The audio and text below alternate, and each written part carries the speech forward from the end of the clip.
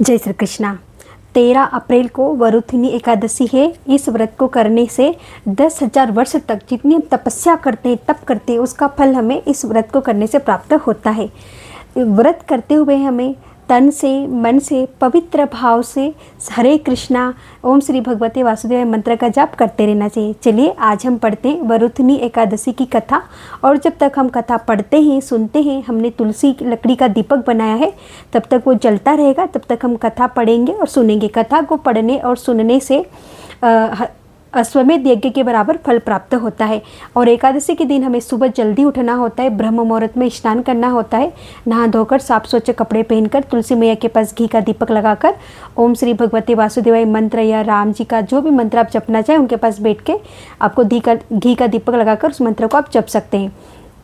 और इस व्रत को करने से हमें बहुत सारे पुण्यों की प्राप्ति होती है। चलो हम सुनते हैं इस व्रत को कौन से राजा ने किया था और उनको कौन से फल की प्राप्ति हुई थी और कौन से पाप इस एकादशी को करने से खत्म होते हैं। चलिए, ओम श्री भगवते वासुदेवाय नमो नमः। ओम श्री भगवते वासुदेवाय नमो नमः। श्री कृष्ण गोविंद हरे मुरारी, हे नाथ नारायण वासुदेवा। वरुथिनी एकादशी वैशाख मास के कृष्ण पक्ष की एकादशी को अत्यंत पुण्यदायिनी और सौभाग्य प्रदायिनी वरुथिनी एकादशी कहा जाता है। इस दिन भक्ति भाव से भगवान मधुसूदन की पूजा करनी चाहिए। वरुथिनी एकादशी का व्रत करने से भगवान मधुसूदन की प्रसन्नता प्राप्त होती है। भगवान मधुसूदन की प्रसन्नता से संपूर्ण पापों का नाश होता है और सुख सौभाग्य की वृद्धि होती है।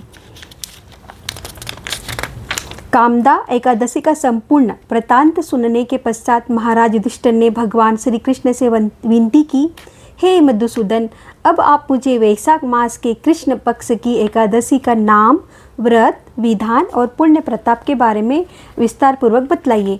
मधुसूदन भगवान श्री कृष्ण ने कहा, हे राजेश्वर, इस एकादशी का नाम वरुथिनी है। यह सौभाग्य देने वाली, सब पापों को नष्ट करने वाली तथा अंत में मोक्ष देने वाली है। इस व्रत को यदि कोई अभागिन स्त्री करे तो उसको सौभाग्य मिलता है। इसी वरुथिनी एकादशी के प्रभाव से राजा मानधाता स्वर्ग को गए थे। वरुथिनी एकादशी का फल 10,000 वर्ष तक तप करने के बराबर होता है। कुरुक्षेत्र में सूर्य ग्रहण के समय 1,00,000 भार स्वर्ण दान करने से जो फल प्राप्त होता है, वही फल वरुथिनी एकादशी का व्रत करने से मिलता है। वरुथिनी एकादशी के व्रत को करने से मनुष्य इस लोक में सुख भोग कर परलोक में स्वर्ग को प्राप्त होता है। शास्त्रों में कहा गया है कि हाथी का दान, घोड़े के दान से, तिलों के दान से, स्वर्ण दान तथा स्वर्ण के दान से अन्न का दान श्रेष्ठ है। अन्न दान के बराबर कोई दान नहीं है। अन्न दान से देवता, पितर और मनुष्य तीनों तृप्त हो जाते हैं। शास्त्रों में इसको कन्यादान के बराबर माना जाता है। वरुथिनी एकादशी के व्रत से अन्न दान तथा कन्यादान दोनों के योग के बराबर फल मिलता है। जो मनुष्य लोभ के वश होकर कन्या का धन लेते हैं, वे प्रलय काल तक नरक में वास करते हैं या उनको अगले जन्म में बिलाव का जन्म भोगना पड़ता है। जो मनुष्य प्रेम एवं धन सहित कन्या का दान करते हैं, उनके पुण्य को चित्रगुप्त भी लिखने में असमर्थ है। जो मनुष्य इस वरुथिनी एकादशी का व्रत करते हैं, उनको कन्यादान का फल प्राप्त मिलता है।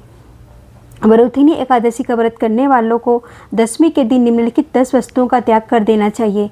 कांसे के बर्तन में भोजन करना, मांस, मसूर की दाल, चना, कोदो, शाक, मधु, शहद, दूसरे का अन्न, दूसरी बार भोजन करना एवं स्त्री प्रसंग। व्रत वाले दिन जुआ नहीं खेलना चाहिए तथा शयन भी नहीं करना चाहिए। उस दिन पान खाना, दातुन करना, दूसरे की निंदा करना तथा चुगली करना एवं पापी मनुष्यों के साथ बातचीत करना सब त्याग देना चाहिए। उस दिन क्रोध तथा मिथ्या भाषण भी नहीं करना चाहिए।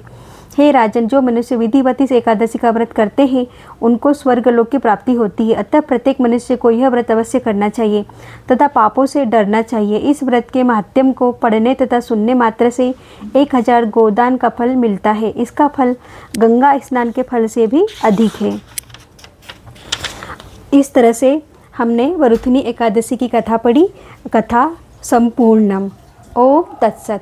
ओम श्री भगवते वासुदेवाय नमो नमः।